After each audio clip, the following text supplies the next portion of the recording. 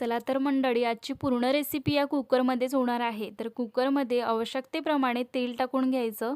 2 तेजपत्ता, लवंग, दालचिनी, धणे, कांदा, अद्रक, लसूण, टोमॅटो, मिरची हे सर्व टाकून कांदा आणि टोमॅटो सॉफ्ट येतपर्यंत परतून घ्यायचं आहे. मिक्सर जारमध्ये ॲड करून त्यामध्ये कोथिंबीर ॲड करायची आहे.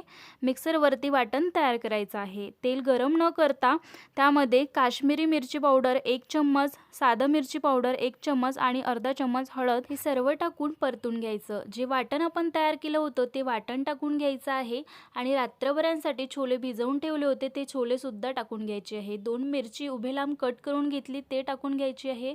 आवश्यकतेप्रमाणे पाणी टाकून कुकरचं झाकण लावून कुकरच्या 3 शिट्या करायच्या आहे.